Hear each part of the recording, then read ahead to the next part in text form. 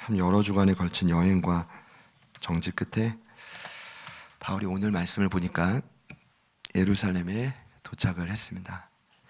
참 대단한 건 바울이 부름받고 이렇게 돌아 간 지 한 20년 가까이 됩니다.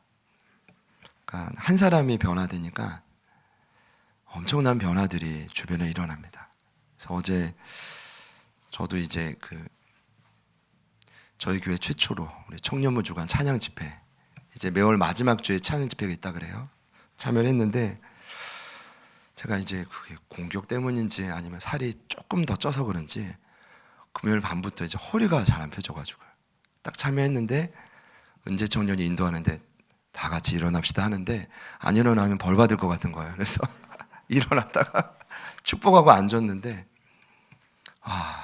은혜인 시간이었습니다. 나중에 올라오는 막 자료들을 보니까 참여한 중고등부아이들을 다 데리고 간사님이 모 브런치 가게에서 음식을 다 쏘신 거예요. 사비로. 제가 보니까 어쨌든 한 분이 변화되면 기적은 일어나는 것 같아요. 가정이든 교회든. 그러니까 마음 먹기에 달린 거죠. 여러분 그렇게 된다고 믿습니까? 그렇게 되기 싫으세요? 그런 역사가 계속 일어나고 있다고 저는 믿습니다. 사도행전 말씀을 나누면서 오늘은 또 다른 주제긴 하지만 여러분의 걸음마다 귀한 은혜가 흘러가기를 소망합니다. 드디어 바울 사도가 예루살렘에 도착을 했단 말이에요. 17절 말씀 제가 한 번 더 읽을게요. 17절 예루살렘에 이르니 형제들이 우리를 기꺼이 영접하거늘. 예수님 그러했듯이 고난 있으리라는 성령님의 예언, 되풀이되는 예언이 있었잖아요.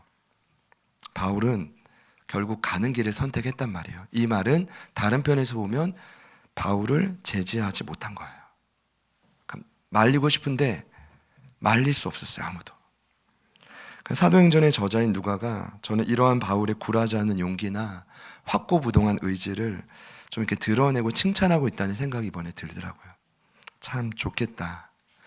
지난주에 고백했잖아요. 20장 23절과 4절을 보면 이렇게 말하죠. 오직 성령이 각성해서 내게 증언하여 결박과 환난이 나를 기다린다 하시나 내가 달려갈 길과 주 예수께 받은 사명 곧 하나님의 은혜의 복음을 증언하는 일을 마치려 하면은 나의 생명도 조금도 귀한 것으로 여기지 않는다. 생명조차. 제가 지난주에 사명에 대해 좀 나누었는데 꼭 기억해 주십시오. 바울은 사명을 붙잡았다고 표현합니다. 붙잡았다. 여러분 사명은 붙잡는 겁니다. 누가 여러분에게 붙잡게 해주는 게 아니라 떠다니는 사명을 여러분이 붙잡는 거예요.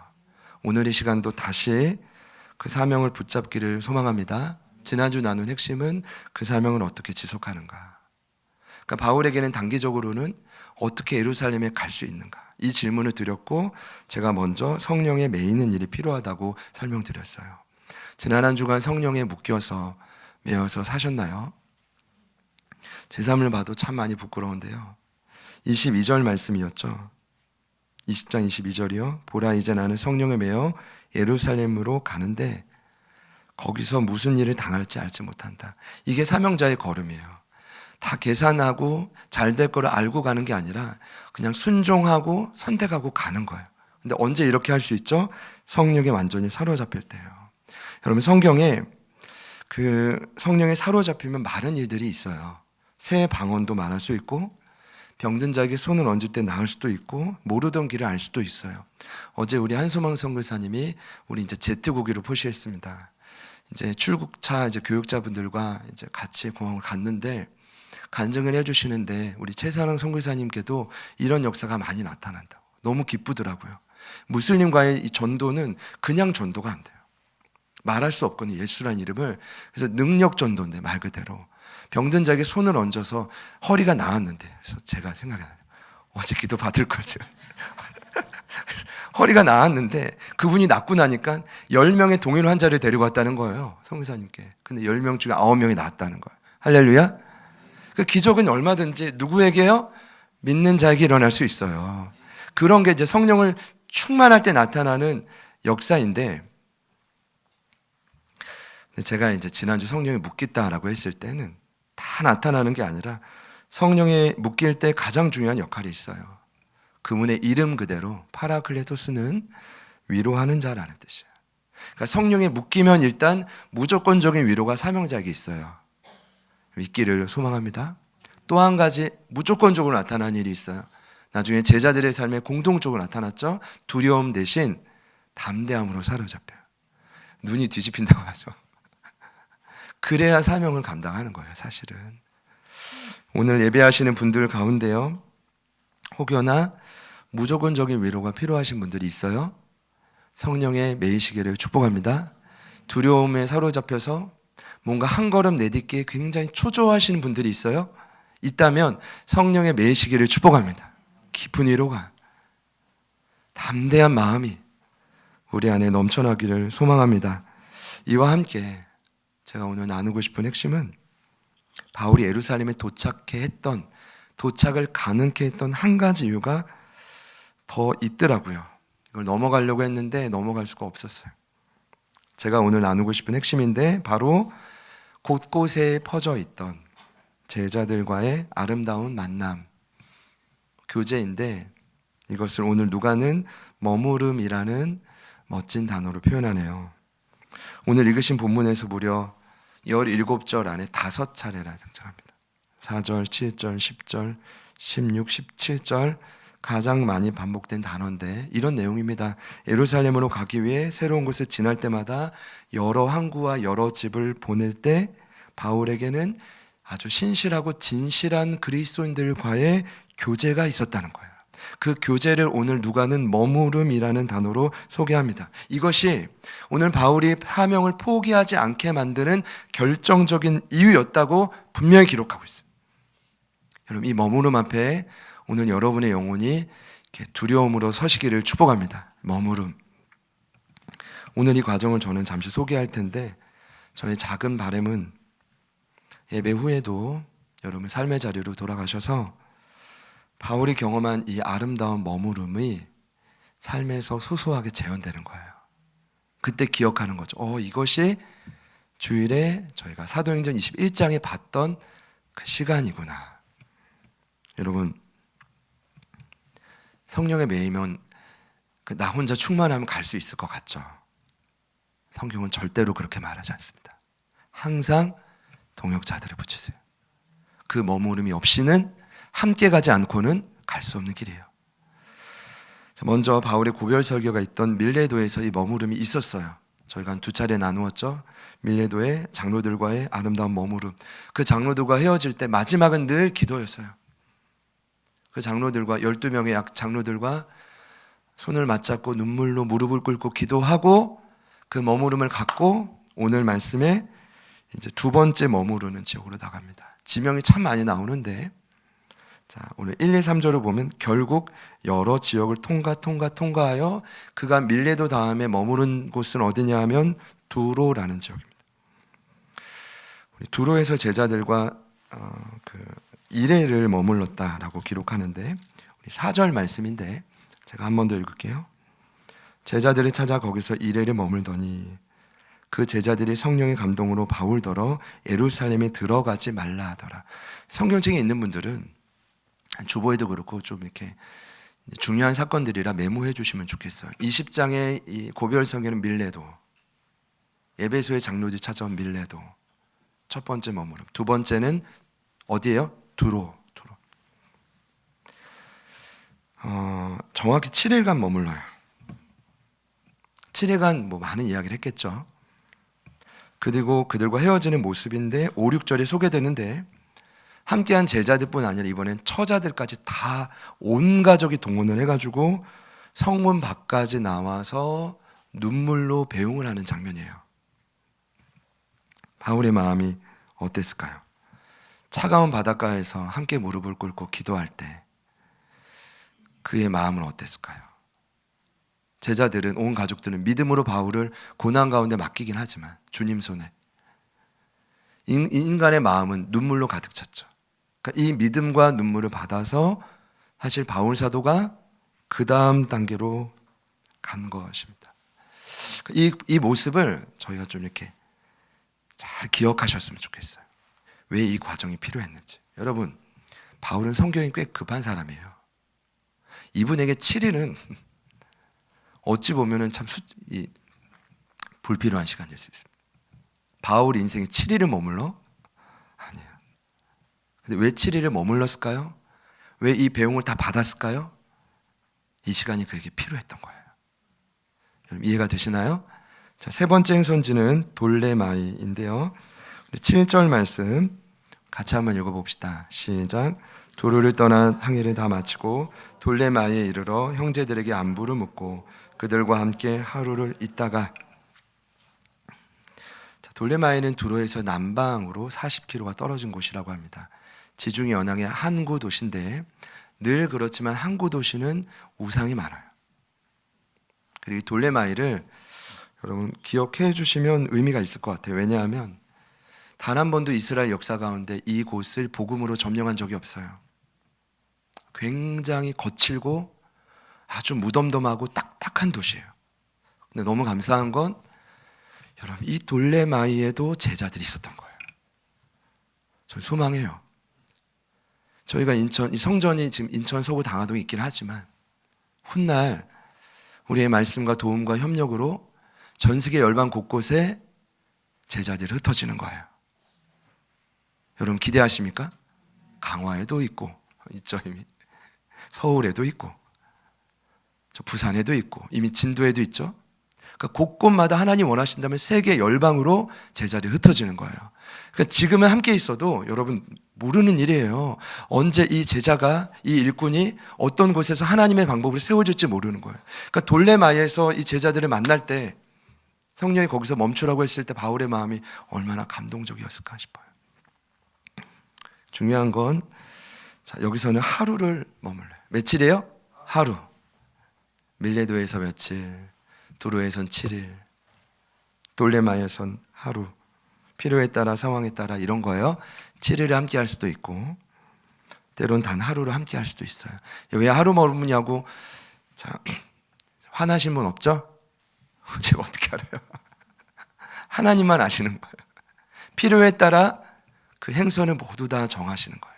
믿으시기를 축복합니다. 하나님이 그렇게 바울의 인생을 쭉 인도하는 거죠. 중요한 건 이곳에서도 단 하루지만 함께 교제했다는 거예요. 함께 머물렀다는 거예요. 그 다음 간 곳이 중요합니다. 네 번째 행선지인데 바로 가이사랴 빌립의 집입니다. 빌립 집사님의 집입니다. 초대교회 7 집사 중 한 명인데 전도자 빌립의 집에 숙소를 정하고 이번에는 여러 날 동안 그와 함께 시간을 보냈다고 합니다. 누가가 아마 이제 날짜를 계산하기 위해서 알려고 했겠지만 알 수 없었던 거예요. 그렇지만 대략 여러 날 있었다는 소문을 들었겠죠. 그 자리에 있을 수 있고. 자, 8절 말씀 제가 읽습니다. 이튿날 떠나 가이사랴에 이르러 7 집사 중 하나인 전도자 빌립의 집에 들어가서 뭐 했죠? 머무르니라. 네 번째 행선지 머무르니라. 10절을 보니까 며칠을 머물죠? 여러 날 머물렀더니 나옵니다. 저는요 사실 이 말씀을 그냥 지나갔었어요. 아무런 감흥 없이. 오늘 주제도 사실 그래요. 전할 거라고는 생각을 못했는데 눈을 뜨고 다시 고민해 보니까 여러분 한 번만 상상해 보세요. 빌립은 원래 가이사랴가 고향이 아니에요. 초대교회 7 집사 중 한 사람은 본토가 예루살렘입니다. 본 지역이. 그러니까 그 당시의 주 사역지가. 근데 왜 20년 전에 왜 이곳으로 왔을까요? 제가 왜 20년이라고 하냐면 사도행전 8장 40절에 빌립은 사마리아를 지나 아소다에 나타나 여러 성을 지나다니며 복음을 전하고 가이사랴에 이르렀다고 기록해요. 근데 이게 20년 전이에요.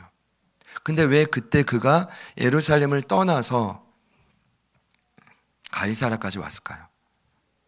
왜 고향을 떠나야 됐죠? 이유가 뭐였습니까? 기억하시죠? 예루살렘에 있었던 그리스도인들을 향한 박해와 살해였어요. 여러분, 오늘 만남을 갖는 바울은 누구죠? 그 20년 전에 예루살렘의 초대교회 성도들을 박해하고 잡아서 죽이던 주범이었던 사울이라는 청년이었어요. 근데 그 사울이라는 청년이었던 바울이, 지금은 바울이지만 20년 전에 누구를 죽였죠? 이 빌립 집사님의 가장 소중한 동역자요. 어쩌면 가족보다 의지했던, 초대교회 너무나 든든한 기둥이었던 누구를 죽였습니까? 스데반 집사님을 죽였단 말이에요. 근데 그 사람을 죽였던 주범인 바울이 오늘 가이사랴 빌립의 집사의 집에 와서 여러 날 머문다는 것은 제가 다시 한번 생각해 보니까 있을 수 없는 일이에요. 여러분 이해가 되시나요? 오늘 빌립의 마음은, 기분은 어땠을까요? 20년 전 나를 위협했던 위협범을, 살해범을 만나는 기분은 어땠을까요? 오늘 말씀에 답이 있습니다. 말씀을 보면은 13절을 보니까 당시 빌립에게 처녀로 있는 딸 넷이 있는데, 이 딸 넷이 13절 아이고 죄송합니다. 9절 말씀이네요. 9절 말씀. 네. 딸 넷이 있는데 다 기록은 하지 않았지만 이 딸들이 바울을 위해 정성껏 애원을 해요. 애원을 했다는 건 사랑으로 기도해 줬다는 거예요. 이해되십니까? 왜 그렇게 할 수 있을까요? 딸들은 아버지의 마음을 받은 거예요. 자, 그것으로 끝나지 않고 유명한 아가보라는 선지자도 초청해서 바울을 위해 애원 사역을 해줘요. 중보합니다. 어떤 일이 일어난 겁니까? 그리고 13절을 보니까 결론적으로 바울에게 관한 그 예언을 듣고 그 빌립과 온 가족과 식솔들이 함께 울기 시작해요. 얼마나 간절히 울었으면 바울이 그 모습을 보고 마음이 상했다는 건 마음이 깨어질 정도로, 도저히 한 걸음 내딛기 어려울 정도로 그 눈물을 보고 그가 떠난 거예요. 여러분 어떤 일일까요? 저는 이렇게 제목을 붙여봤어요. 역사적인 화해. 같이 한번 따라합시다. 역사적인 화해. 사명자로 세워지는 그 길 속에 반드시 이 과정이 필요하더라고요. 이미 그리스도 안에서 바울과 빌립 안에 놀라운 연합이 일어난 것입니다. 세상적으로 보면 도저히 하나 될 수 없는 두 사람이 며칠 몇 날에 머무른 건 최선을 다해서 교제한 거예요. 두 사람의 연합이 일어난 것입니다. 그렇다면 누가가 오늘의 장면을 기록한 이유가 무엇일까요? 물론 머무름에, 제가 보니까 밀레도와 두로와 돌레마이와 가이사랴까지 머무름의 행선지의 중요한 터전으로 기록했을 수 있지만 누가가 이것을 기록한 또 하나의 이유가 있다면 이런 내용이라고 생각합니다. 사람 간의 어떠한 갈등과 또 깊은 상처와 아픔도 그리스도 안에서는 모두 녹아지고 하나가 될 수 있다는 것입니다. 이 사실을 믿으십니까? 평생 원수로 그분과는 살겠습니까? 평생 못 본 채 하실 겁니까? 제가 그냥 묻는 거예요. 혹여나 그런 분이 있다면 묻는 거예요. 아니요. 심지어 서로 원수지간이었어도 여러분 성령 안에 선다면, 여러분이 성령 안에 선다면 얼마든지 서로 사랑할 수 있는 관계로 변화될 수 있음을 믿습니다. 결국 이러한 만남이 아름다운 머무름 가운데 있었다는 것입니다. 소망이 되더라고요. 걱정할 필요 없겠다. 성령에 묶여서 아름다운 머무름이 저희 가족들의 삶에 반드시 있다면 묶여있던 관계들도 반드시 풀어질 수 있다. 여러분 그런 은혜가 있기를 소망합니다. 원수 같은 분이 혹 있다면, 보고도 못 본 채 하는 분이 혹 있다면 주님 안에서 하나 되시기를 축복합니다. 바울이 이거 정리하고 간 거예요. 예루살렘에. 옆에 있는 분들이 죄송합니다. 내 원수가 아니라고 한다면 이렇게 한번 축복해 봅시다. 주님 안에서 하나 될 수 있습니다. 우리 공동체를 향해 선포합시다. 주님 안에서 하나 될 수 있습니다. 빌립과 바울이 이 경험을 했단 말이죠. 그 후 바울 일행이 마지막 5번째로 도착한 행선지가 나옵니다. 5번째 머무름, 바로 구브로 사람 나손의 집입니다. 자, 가이사랴에 있던 몇몇 주요 자들이 바울을 호위해서 나손의 집까지 인도했다고 합니다. 16절을 보시면 가이사랴의 몇 제자가 함께 갔다라고 되어 있습니다. 근데 이 의미를 원문은 이렇게 해석하는 게 맞아요. 호위했다. 질문해야 됩니다. 왜? 자, 가이사라는 예루살렘 근처고 예루살렘 거의 도달했어요. 그럼 그냥 오면 되지. 호위가 왜 필요했을까요? 왜 그랬을까요? 이유는 간단합니다. 위험했기 때문입니다. 동족인 예루살렘의 수많은 유대인들은 바울은 본인의 종교를 파서 등진 배신자요 변절자입니다. 당장 죽어도 아무런 문제가 없습니다. 죽여도. 그리고 당시 오래전에 기독교인들은 자신들의 핍박했던 조상들이 핍박했던 잔인한 인물로 기억되어 있습니다. 그랬기 때문에 위험했던 것입니다. 그래서 호의를 받아 나손의 집까지 데리고 갔는데 오늘 16절 말씀을 보니까 이 구브로 사람 나손을 뭐라고 소개하냐면 같이 따라해 볼까요? 오랜 제자. 네.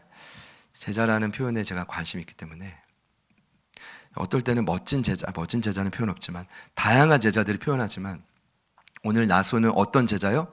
오랜 제자. 구브로는 이방 땅인데 자, 그가 왜 오랜 제자가 되었을까요? 한 사본을 보니까 그 오순절날 성령 강림이 임할 때 이 나손이라는 인물이 그 자리에 있었다고 합니다. 성령 체험을 하고 예수님을 믿고 고향으로 돌아가지 않고 그곳에 정착을 했는 거예요. 예루살렘에. 그리고 20년 동안 이 예루살렘 교회 역사를 보면요, 뭐 만만치 않았습니다. 모진 아픔과 위기와 분열과 수차례 찾아온 가뭄과 지금도 그래요. 가뭄. 그러니까 바울은 이방 교회 헌금을 모아서 간 거잖아요. 가뭄과 그리고 박해와 외부든 내부든 다양한 고난을 버텨낸 인물이 나손이에요. 제가 이번에 기준이 확실히 생겼어요. 20년을 한 자리를 지키면 하나님 보실 때 오랜 제자라고 할 수 있구나. 여러분, 저희 교회 안에 아직 이제 우린 9살이 됐지만 20년 이상 오랜 제자들이 많이 나오기를 축복합니다. 혹시 주인공 되기 원하시는 분들만 아멘 해보시죠.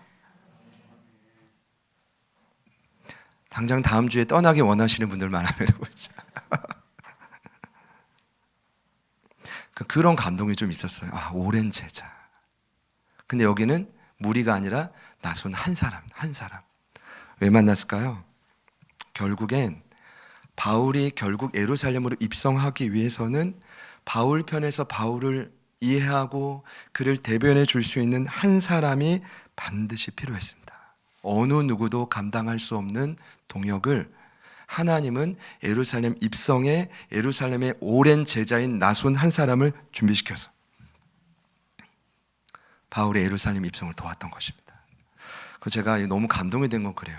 구브로 지역을 제가 좀 헷갈렸는데 저희가 바나바 이야기 한참 나눴죠. 바나바도 구브로 출신이에요. 그러니까 구브로 사람 바나바는 바울 사역의 초창기에 바울을 대변해주는 위로자였거든요. 오늘 구브로 사람 한 사람 나손, 오랜 제자인 나손은 바울의 마지막 사명을 든든히 지원하고 위로해주는 한 사람인 거예요. 그러니까 결정적인 순간에 관계도 풀어야 되지만 결정적인 순간에 여러분을 도와줄 동역자 한 사람이 반드시 필요하다는 거예요. 오랜 제자. 엎치락뒤치락 치열한 삶을 보고 그냥 단순히 판단하는 사람이 아니라 그 사람을 향한 하나님의 위대한 계획을 믿고 지지해주고 사명의 자리로 끌어줄 수 있는 한 사람. 5번째 행선지였습니다. 영향력 있는 인물입니다. 나손이 이제 그를 집에 머물려 했다. 이렇게 머물고 나서 놀라운 일은 예루살렘 교회 오해가 불식되기 시작해요. 우리 17절 말씀 우리 같이 한번 읽겠습니다. 시작. 예루살렘에 이르니 형제들이 우리를 기꺼이 영접하고. 자, 바울과 바울 일행을 어떻게 영접했대요? 기꺼이 영접도 대단한 의미입니다. 손님을 맞이할 준비를 하고 극진히 모시는 게 영접인데 어떻게 영접했대요? 기꺼이 영접했대요. 결국 예루살렘에 오기까지 총 5차례 3차 전동 이후 5차례의 머무름 5번의 배웅이 그에게 있었습니다. 그곳에서 마주한 사람들이 핵심입니다. 다른 표현으로 하자면 작은 예수들. 우리 지난 한 주간 묵상했던 마가복음 말씀 보자면 증인들이 핵심입니다. 그들이 바울과의 만남에서 바울의 힘을 뺀 게 아니라 만나면 힘이 빠지는 사람 있잖아요. 근데 만나서 어떻게 한 거예요? 용기를 북돋아 준 거예요. 할렐루야. 그 일을 한 거예요. 이 과정을 저는 바울의 예루살렘 개선 입성식이라고 표현하고 싶습니다. 물론 사람을 너무 높이면 안 되지만 곳곳마다 지속적으로 받아온 따뜻한 영접들, 그 증인들의 전폭적인 이해와 섬김이 예루살렘의 환란을 견디는 힘이 되었을 것입니다. 너무 거창한 표현일 수 있죠. 개선 입성식. 그러나 여러분 며칠 후에요. 이 말씀으로 보자면 21장 36절을 보면 며칠 후에 어떤 일이 있냐면 무리들이 정신을 차리고 뭐라 그래요? 바울을 없애버리라고 외쳐요. 포박됩니다. 그럼에도 그런 포박을 어려움을 견디는 힘이 어디에 있었냐? 이 5번의 머무름 가운데 그를 여전히 지지하고 이해해주는 그 사람들이었다는 겁니다. 이러한 바울의 걸음은 사명자로 굳건히 서야 되는 저희들에게도 오늘 큰 기준이 될 줄 믿습니다. 그럼 제 설명이 이해가 되시죠? 이해되십니까? 네. 아무리 성령에 매일지라도 반드시 나와 시간을 조금이라도 할애해서 함께 머물러주는 동역자가 필요하다. 여러분 동역자 얘기하면 많은 생각하실 거예요. 있냐 없냐, 없다 적다 많다 여러 생각을 하실 것 같은데 저도 이번 주에 묵상 가운데 마침 이제 사순절 기간인데 그 마가복음 마지막 말씀이 고난에 관한 말씀이었잖아요. 묵상하는데 좀 이 동역자에 대한 고민을 마침 했었거든요. 왜 했냐면 예수님의 십자가를 억지로 졌던 루포와 알렉산더의 아버지 구레네 사람 시몬을 아십니까? 자, 이야기 아시죠? 성경을 보면 그는 십자가를 억지로 졌다고 마가가 기록하고 또 성경은 마침 구레네 사람 시몬이 지나갔다고 기록해요. 그러니까 사람 편에서는 마침의 우연, 그러나 하나님 편에서는 필연인 거예요. 이해되시죠 여러분? 늘 우리는 믿음이 없어서 아까도 우리 찬양했지만 그냥 늘 우연 같아. 그냥 일어나는 일이겠지. 그러나 하나님 편에서는 우연이 결코 단 한순간도 없어요. 모든 것이 하나님의 계획입니다. 비록 그가 골고다 언덕에서 예수님의 십자가를 억지로 졌지만, 제가 왜 이렇게 말씀드리냐면 억지로 십자가는 졌지만 훗날 그분의 가문이 변화됐단 말이죠. 이 복이 제자들 교회 온 성도들에게, 여러분이 억지로 지진 않으시지만 억지로 사명을 감당할지라도 위대한 역사가 여러분의 가문에 일어날 줄 믿습니다. 말씀에 나와 있거든요. 그럼 저희는 아주 대박인 인생인 거예요. 정말 늘 억지로는 아니죠. 기쁠 때도 있잖아요. 그러니까 얼마나 대단해요. 제가 왜 이렇게 말씀드리냐면 바울이 3차 전도여행을 마치고 고린도에서 3개월 있을 때 로마서를 기록할 때 복음에 그렇게 정수라고 말하는 로마서의 결론이 뭐냐? 동역자 이야기입니다. 그 로마서의 끝인 16장에서 어떤 말씀으로 마무리합니까? 위기의 순간마다 그와 함께 머물러줬던 동역자들의 이름을 적습니다. 왜 이 말씀 볼 때마다 나도 그 이름이 적혀지기를 여러분 그렇게 소망하셨죠? 로마서 16장 13절을 보면 구레네 사람 시몬의 아들인 루포와 그의 어머니가 바울의 신실한 동역자임을 그가 증거하고 있는데 이렇게 말하죠. 주 안에서 택하심을 입은 루포와 그의 어머니에게 문안하라. 그리고 그의 어머니는 곧 내 어머니라. 그의 어머니가 누구예요? 억지로 십자가 진 구레네 사람 시몬의 아내인데 그 아내가 바울에게는 내 어머니라. 이해가 되세요? 근데 이 동역자를 13절에 어떻게 소개했습니까? 주 안에서 택하심을 입은 자. 내가 택한 자? 내가 선택해서 온 자? 아니요. 하나님이 선택해서 만나게 한 자예요. 무슨 뜻입니까? 주님의 계획 안에서 구레네 사람 시몬이 예수님의 십자가를 억지로 졌다는 겁니다. 그리고 그분의 계획 안에서 그의 아내와 그의 아들 루포도 신실한 동역자가 되었다는 것입니다. 저와 여러분도 마찬가지입니다.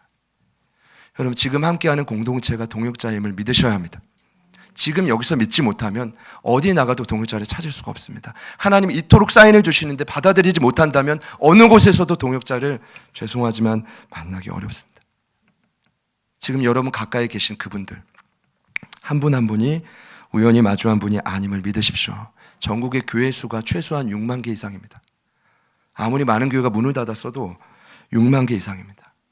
수많은 교회 중에서 지금 저와 여러분이 한 공동체가 되었다는 이 자체는 아무리 고심해봐도 저희들의 이성으로는 하나님의 신비로운 경륜을 헤아릴 수가 없으니까 헤아리지 마세요.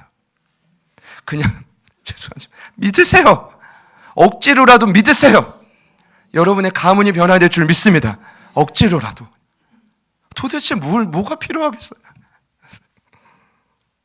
저는 그렇게 믿어요. 이미 주님은 지금 나에게, 여러분에게 가장 걸맞는 동역자들을 허락해 주셨다. 이게 도저히 받아들이지 않는 분들은 이런 분들이 있을 수 있어요. 여러분이 그런 동역자가 되셔야 돼요, 이제.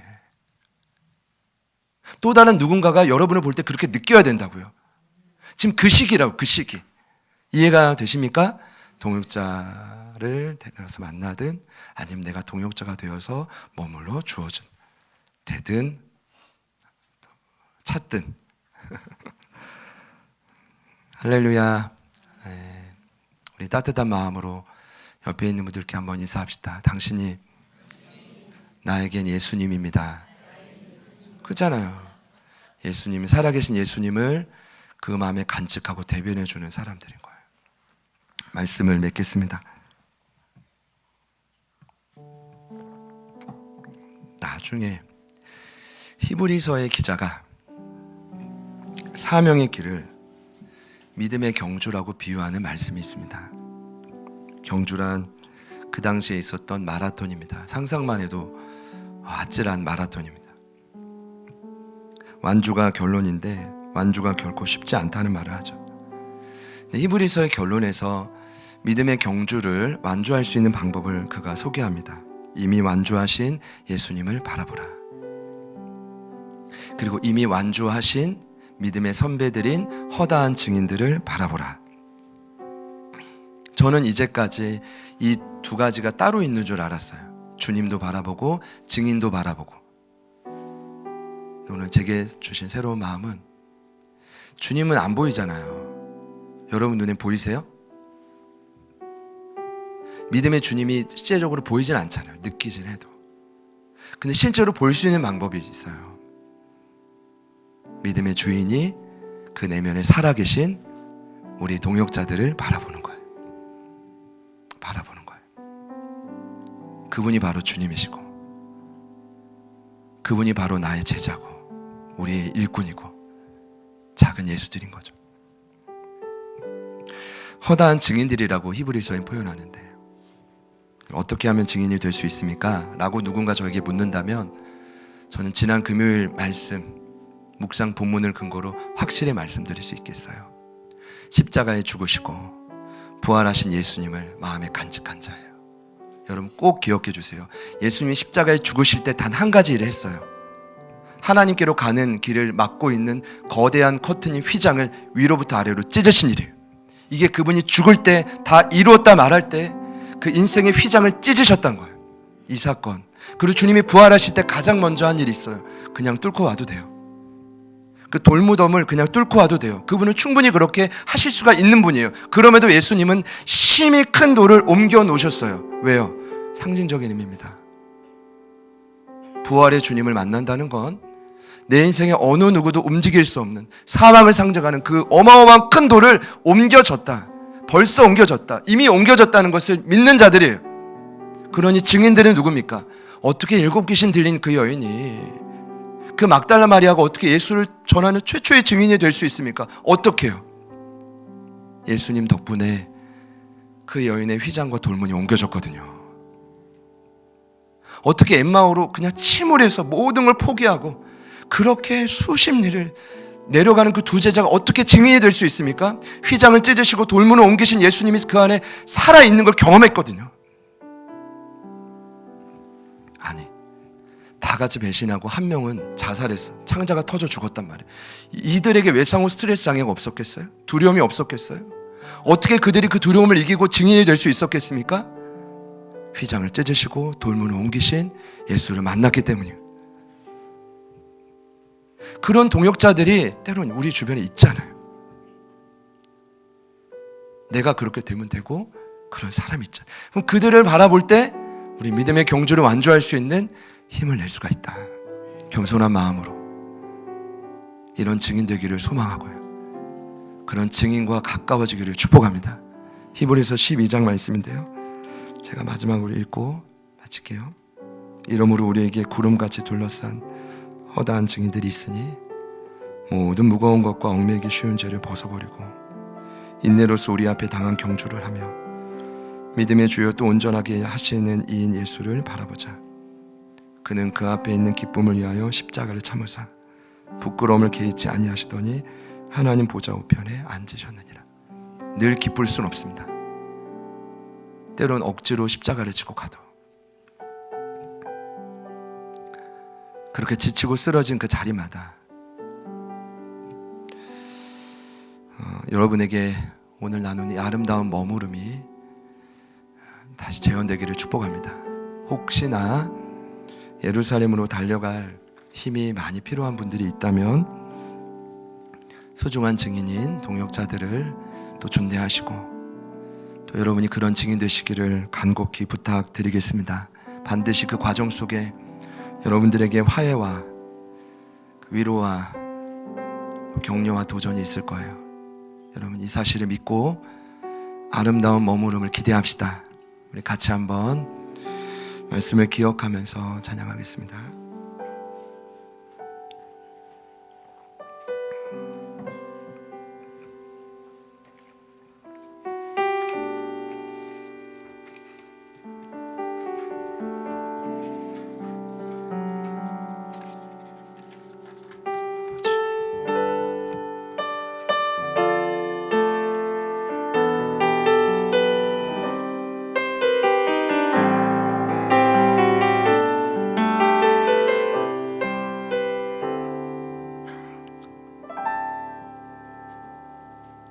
내 삶 속에 감당치 못할 원하는 통과한 예수 연단으로 순종 굳게 지키며 주의 약속 이루시리라. 중심 잃은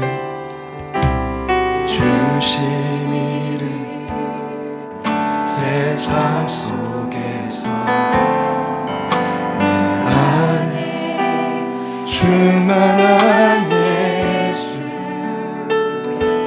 소망으로 자랑을 굳게 잡으며 나의 삶은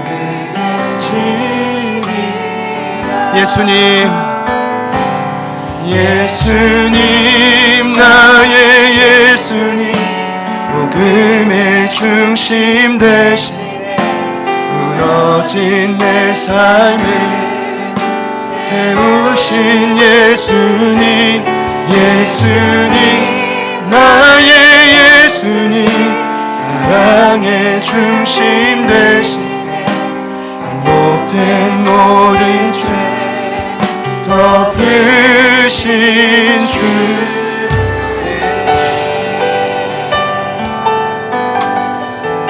한 번 더 고백하겠습니다. 내 삶 속에 감당치 못한 나는 통과한 예수 연단으로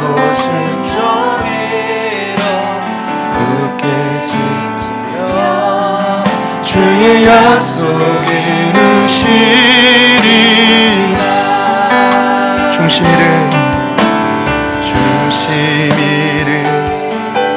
세상 내 안에 충만한 예수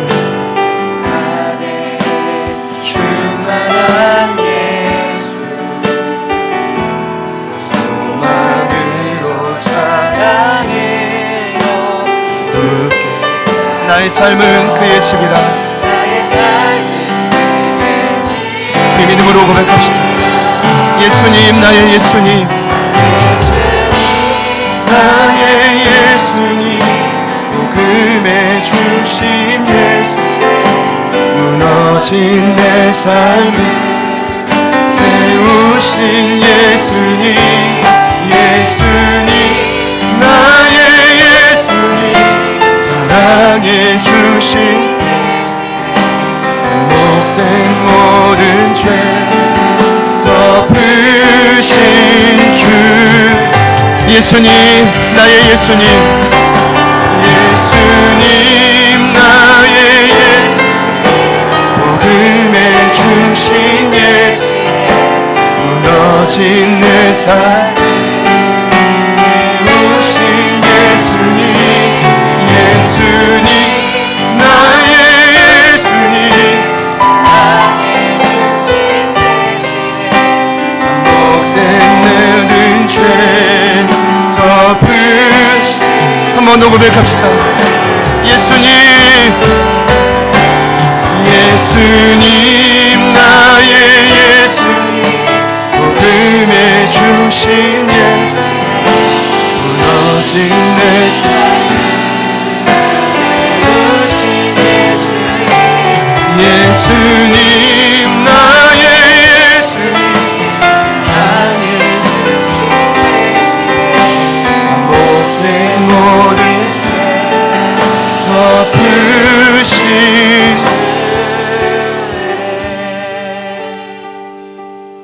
여러분을 초청합니다. 혹여나 예루살렘이 아주 멀게 느껴지시는 분이 있습니까? 사명을 붙잡으라는 이 말이 너무나 불쾌하고 어려운 분들이 있습니까? 그러나 머리로는 사명을 붙잡고 가야 되는 건 알지만 갈림이 없어 지치신 분들이 있습니까? 이 시간 초청합니다.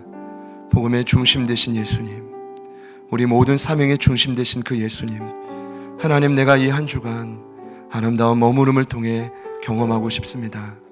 그리고 그렇게 살아가는 자들을 함께 세우고 싶습니다. 마음에 소망하는 분들이 있다면 우리 두 손을 가슴에 조용히 모아주시겠습니다. 이 시간 한 마음으로 기도하실 때 믿음의 경주를 저희가 오랜 제자가 되어 함께 완주할 수 있는 그때가 도래하기를 소망합니다. 하나님, 결단하고 소망하는 우리 모두에게 새 힘과 능력을 부어주십시오. 내 몸 하나 컨트롤하기도 어려운 시기지만 주님께서 간건한 힘도 우리에게 더하실 줄 믿습니다. 복음의 중심 되신 예수여, 모든 관계를 풀어주시고 전진하게 하시고 우리를 위로할 뿐 아니라 힘을 더하여 주시옵소서. 막혀있던 모든 문에 주님 그 길을 열어주시옵소서. 예루살렘으로 향해 달려가는 우리 모두가 되게 하여 주시옵소서. 우리 주님 이름 한번 부르신 후에 우리 간절히 한번 합심하여 기도하겠습니다. 주님,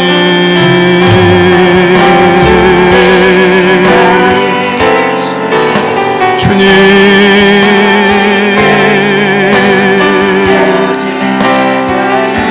주님, 성령 하나님, 우리 모든 마음과 생각을 주님 주관하여 주십시오. 하나님의 계획과 뜻을 따라 우리가 따라가기를 소망합니다. 연약하고 부족하지만 하나님 앞에서 우리가 간구하며 복음의 중심 되신 그 예수, 아름다운 머무는 우리의 삶이 일어나기를 소망합니다. 하나님 두 손을 모으고 간절히 구하는 모든 자, 하나님 구하지 못하는 모든 영, 동일한 은혜와 능력의 손으로 붙들어 주십시오. 주여 도와주십시오. 주님 도와주십시오. 하나님 도와주십시오. 사명을 붙들어야 되겠습니다. 사명을 붙잡아야 되겠습니다. 주님 앞에 간절히 한 번 더 구해야 되겠습니다. 성령 하나님 도와주십시오. 성령 하나님 도와주십시오. 성령 하나님이라여 주십시오. 성령 하나님 도와주십시오. 우리 모든 모임에 주님 함께하여 주십시오. 리더들을 세워주십시오. 가정의 가장들을 세워주십시오. 하나님 모든 일터마다 주님께서 붙들어 주십시오. 아름다운 머무림 우리에게 필요합니다. 하나님 그 시간 우리에게 필요합니다. 성령이 우리에게 필요합니다. 성령 하나님 도와주십시오. 도로에서도 돌레마이에서 가이사랴에서도 나손의 집에서 밀레도에서도 우리를 찾아오셨던 주님, 그 눈물과 기대함이 하나님의 영혼들을 통해 우리에게 흘러오게 하여 주십시오. 주여 도와주십시오. 주여 도와주십시오. 주님 도와주십시오. 주님 역사하여 주십시오. 하나님 우리를 도와주십시오. 성령님 성령 하나님이라 하여 주십시오. 주님 주님 뜻대로 이루어주십시오. 주님 뜻대로 이루어주십시오. 간절히 구하는 영혼이 하나님이 곧 산 사람을 주며 하나님의 뜻대로 쓰임받게 하소서. 하나님이 곧 산 사람을 주며 하나님의 영광을 달려가게 하소서. 주여 도와주십시오. 주여 도와주십시오. 성령님 도와주십시오. 주님 도와주십시오. 주여 도와주십시오. 주여 도와주십시오. 아름다운 몸은 우리의 모든 삶의 여정과 통과할 수 있게 하여 주십시오. 주여 받아주십시오. 주여 받아주십시오. 성령 하나님 받아주십시오.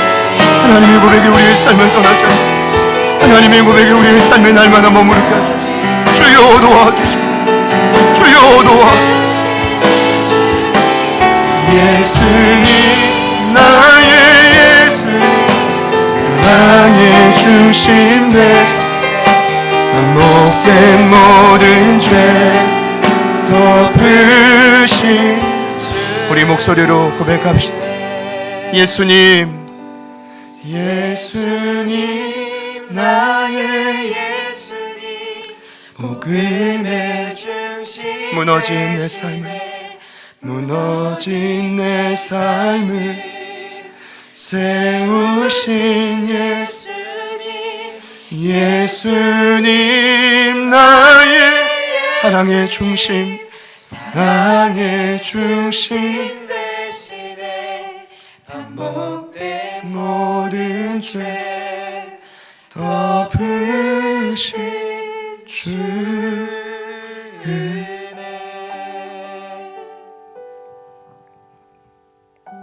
아무리 억지로 십자가를 지고 가도 그를 통해 인생의 가문을 바꾼 하나님, 우리가 무슨 말을 더 할 수 있겠습니까? 이미 우리의 중심과 생각을 일거수일투족을 너무나 잘하시는 그 하나님 앞에 우리가 무엇을 숨길 수 있겠습니까? 그러나 여전히 아름다운 머무름을 끊임없이 바울에게 허락하셨던 그 손길이 오늘 우리에게도 이루어지고 있음을 믿습니다. 오늘 이 시간뿐 아니라 두 손을 간절히 모으신 또 모을 힘 없이 때로는 주님을 향해 간절히 고백한 모든 영혼들마다 하나님이 동행하심이 이 한 주간 반드시 경험되게 하여 주시옵소서. 살아계신 주님을 만나고 휘장을 찢으시고 큰 돌을 옮기신 그 주님 때문에 살아 움직이는 그 동역자들을 만나서 우리의 인생이 변화되고 도전받고 화해가 일어나고 하나님 허락하신 그 길로 담대히 나아가는 우리 제자들 교회 또 온라인을 통해 예배하는 모든 가족들 예배자들 되게 하여 주시옵소서. 주님 역사하셔서 반드시 하나님의 뜻이 우리를 통해 이루어지기를 간절히 소망합니다. 시간이 흐를수록 그저 흘러가는 시간이 아니라 점점 더 예루살렘에 가까워지는 우리의 인생이 되게 하여 주옵소서. 다시 한번 사명을 붙잡습니다. 다시 한번 붙잡은 사명을 주님 앞에 간구하며 나아가오니 성령님 기름 부으셔서 주의 일을 이루어 주시옵소서. 도시 가운데 우리 가정 가운데 우리가 머무는 모든 일터와 모든 삶의 현장 가운데 주님의 뜻을 이루어 주시옵소서. 이제는 우리 구주 예수 그리스도의 은혜와 하나님 아버지의 변함없는 신실하신 사랑하심과 성령님의 내주 충만 교통 위로하심의 역사가 이제는 바울 곁에 있었던 아름다운 동역자로 서겠습니다. 또 우리가 그렇게 그 사명의 길을 걸어가겠습니다. 다시 한번 마음속 깊이 결단하는 2부 예배에 참여한 모든 예배자들 머리 위에 그리고 저희들과의 만남을 통해 다시 숨을 쉬고 편안한 안식을 누리게 될 이 땅에 아파하고 흔들리는 수많은 영혼들 삶의 지경 위에 지금부터 영원토록 함께 하시기를 간절히 축원하옵나이다. 아멘.